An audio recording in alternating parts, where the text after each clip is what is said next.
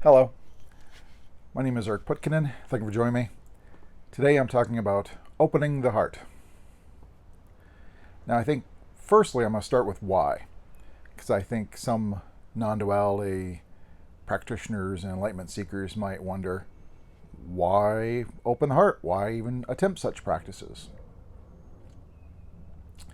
And I had mentioned in a prior video that when it comes to seeking enlightenment and what can be done, there's only two things we can do, so to speak. One is be still, silent, fully aware, not even thinking. Of course, this isn't a doing, but a ceasing to do. It's a doing nothing. And the other is when you insist on wanting to do something, the doing that I recommend is to look at this me and diminish the me. So it's either be still, silent, fully aware, not even thinking, or diminishing the me. Those are the two things we can do. And opening the heart is about the latter. It is a diminishing of the me. Because as there is only the self, there's no other. When we, have a hate, it is a separation, it is a pushing away, it is a line of demarcation. And it's creating separation. Love is a unifying force. It brings things together in oneness. And so, in opening the heart, you are also fundamentally diminishing the me. And this makes it a more conducive environment for enlightenment. Now, the other thing that opening the heart does is it keeps the juice, so to speak, alive. Non-duality can become very dry and stale and very heady. And so opening the heart is a way to engage feeling, and it keeps the juice and aliveness in the pursuit of enlightenment and study of non-duality. It keeps it from getting very dry. And so those are really the two reasons why opening the heart is a good practice, both before enlightenment and after enlightenment, because there's the possibility, even after enlightenment, for a deepening into the way of love, truth, harmony, and unity. And so there's a way to ever embody more deeply and fully unconditional love. And so it's possible to still practice this kind of thing after enlightenment, just to see how far and deep love can become.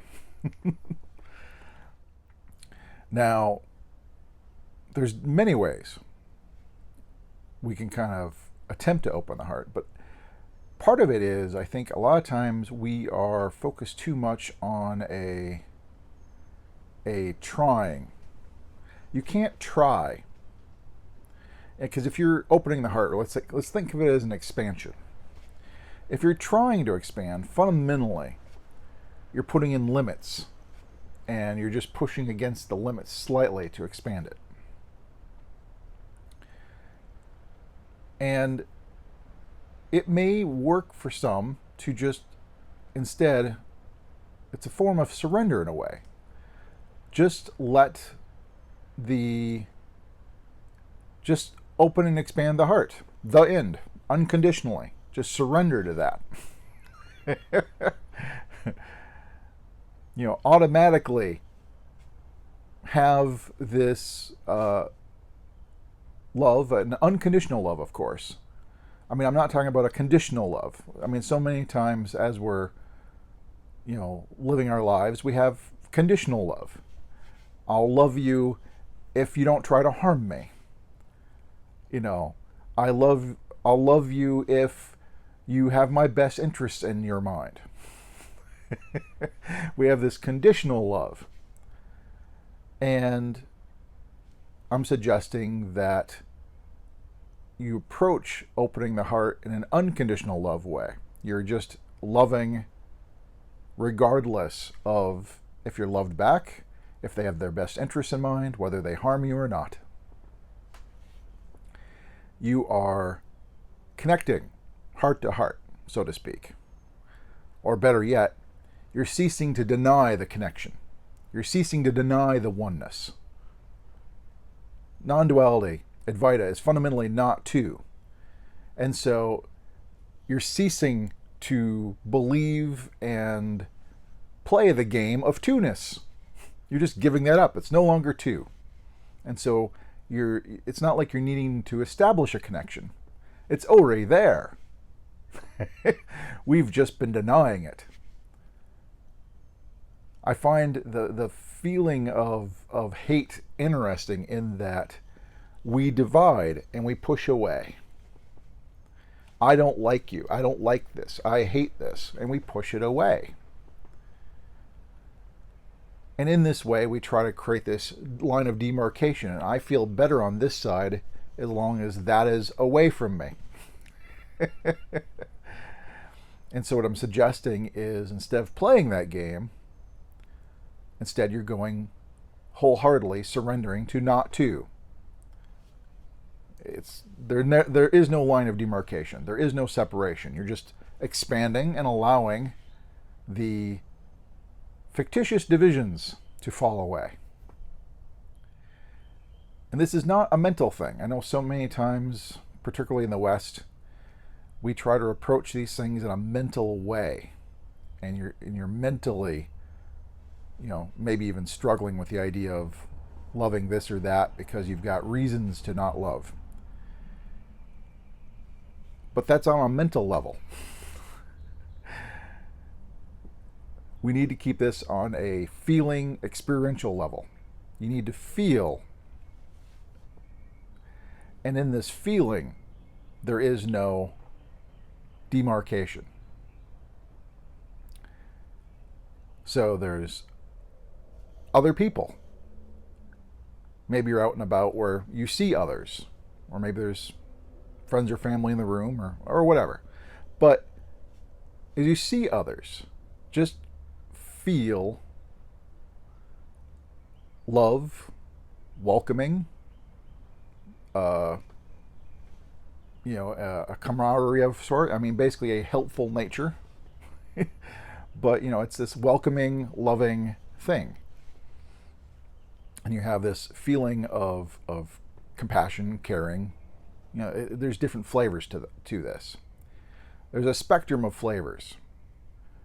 I mean, obviously there are different kinds of love. I mean, the type of love that you feel with a friend isn't quite the same you would with a spouse or a lover. Now, I'm not talking about the attachment part, but I'm just saying the flavor of love is different. And so you're just allowing love in its various flavors to flow, so to speak, or no longer be obstructed. So as you see the others around you, there's this heart-to-heart connection that's always been the case.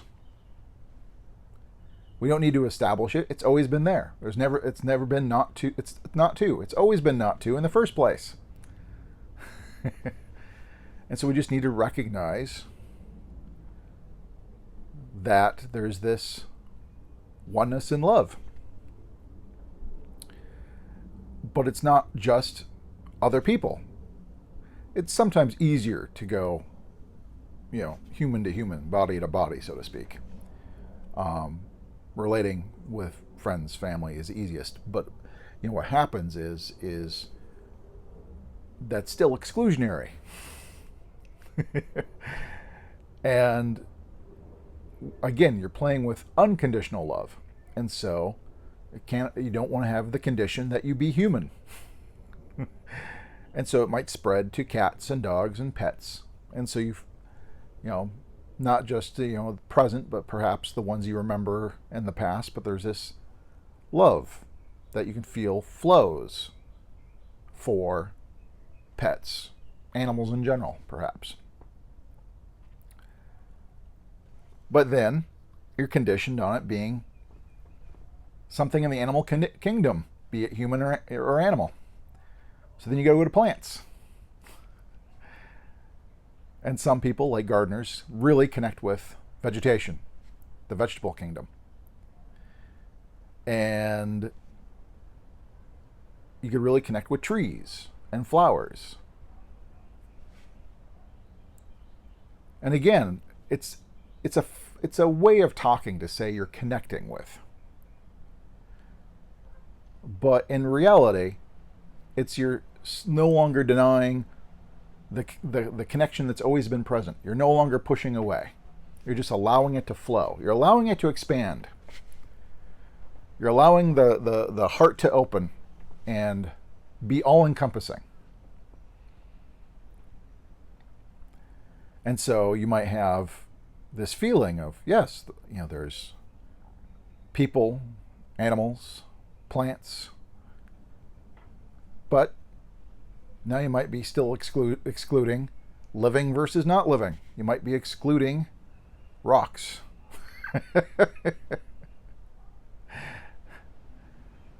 And so you have to keep overcoming your exclusions.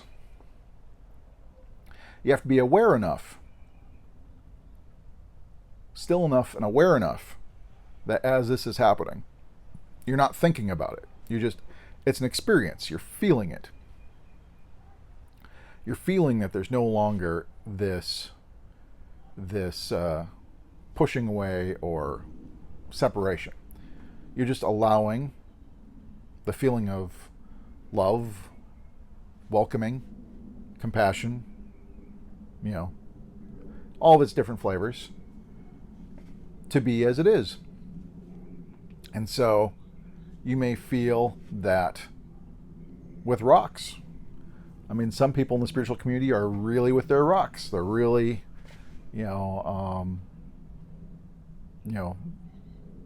it's hard to explain, but it's like I've got a few rocks that I'm quite keen on.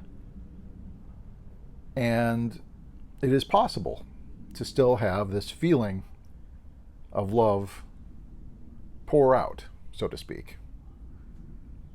Embracing the mineral kingdom, the plant kingdom, the animal kingdom, humanity in large. The first step, of course, is just seeing how far you can let it go. Unconditionally, in an attitude of surrender.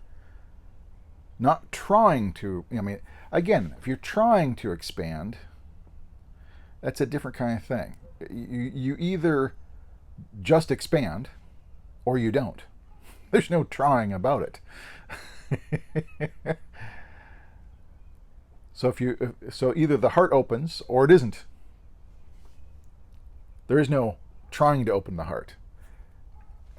In saying I'm trying, there's really a subtle thing that may not be on the conscious level, but there's a subtle thing saying, I don't want to be open.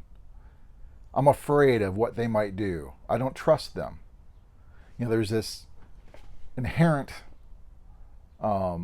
separation going on. I want to keep them at bay because I'm safe if they're away from me. And that's why it's sometimes some people go, say I have a hard time opening the heart. Well, that's because you've got other deeper conditioning that's preventing you to just embrace all. Because on some fundamental level, you don't want to embrace all. You are pushing them away. And when you say, I try, what you're saying is, I'm now exerting an effort to counter the effort I'm already doing. And that's not the way to do it. It is just to cease making the effort of pushing away, of separation, of creating the two-ness, and just allow what has always been the case. There's never been a division. There's never been an other. There's no connection. There's no need to reconnect. There's no way it was on the outside in the first place. It's just in our mental conceptions, we've separated, we've pushed away, we've created this division. And so what you're just doing is you're going, I'm ceasing creating this division. And that allows the opening of the heart and the expansion to just happen. It's like I'm ceasing to keep pushing back and withholding. I'm just letting it all go, and it just opens spontaneously.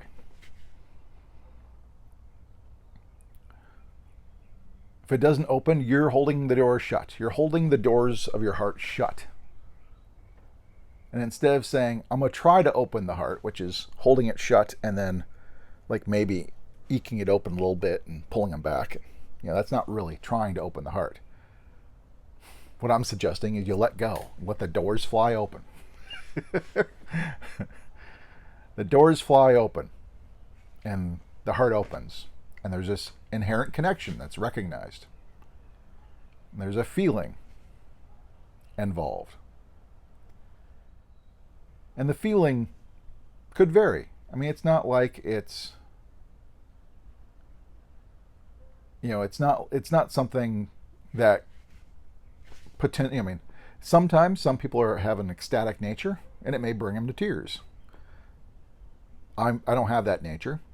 I'm not a particularly ecstatic person in terms of going into ecstasies, and devotion wasn't my path. I was always more on the jhana side of understanding. And so when the heart opens, there's a feeling of warmth, of welcome, of opening. There's love. But it's not something that would bring you to tears, at least me.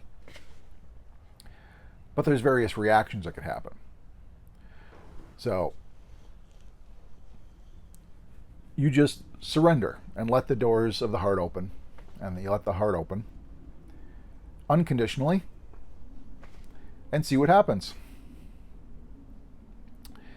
And then the next thing to do, after perhaps a period of time for it to equalize or whatever, but what you can do is then try to spot the exceptions, because they'll sneak in there. You'll find that there is something that is still being denied, something that you consider unlovable, and you're pushing it away. It doesn't immediately come to mind, perhaps, but in this open-heartedness, you're searching for the things that you might have in the past considered unlovable or impossible to accept or whatever. And that's where the work lies, so to speak. This is where you're still actively closing, this is still an active closing down the heart, a repelling, a separation that's going on. And so you have to look. Why do I deem this lack of loving this, may not be hate, but refusing to love? Why do I justify not loving this? On what basis does it not deserve love?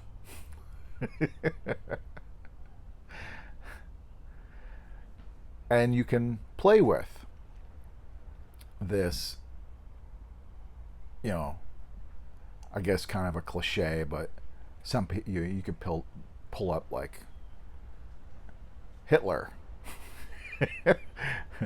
It'd be more relevant if it's somebody in your life, but it's funny how in the collective unconscious there's this collective hate for Hitler. And so, sometimes it might be interesting to go, on what basis is Hitler unlovable or undeserving of love? And you can find your own misconceptions, your own fundamental beliefs that will deprive such a one of love. But there are other ways to look at it for such a one as Hitler, who else really should be, such a one needs love more than anything else. For it was all but probably likely that it was the lack of love in life that made that lifetime go so horribly wrong. If there was more love, perhaps it wouldn't have been so destructive. And sometimes it is the deepest darknesses that need the most love. And in being loved, some transform. It's sometimes said that the greatest light can be found in the deepest darkness. And love is one of those transformative things. The darkest of things that we see might need the most love. And so, what disservice are you doing by withholding love? If you see that the deepest darkness needs love the most. And so, that may not be your understanding, but what I'm saying is you got to delve into your understanding and look into it in different ways. And you may find that your basis, your assumption and beliefs and conception behind why this is unlovable and should be pushed away forever and thrown into the deepest pits away from everything. You need to see where the issues are, why you keep restraining the heart and not allowing that to be loved too. Because there is only the self. This is where I'm going to conclude. There is only the self. And so ultimately there's just self-love. And any hate is just hating oneself. And so as there's only the self, all the self is worthy of love. And, is lovable. Lovable in the stance of it's able to be loved. If the understanding is correct, it is able to be loved.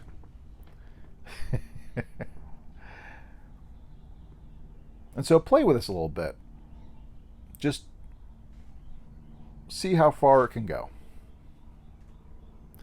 But if you got any questions, comments, please post below. But until next time, thank you much.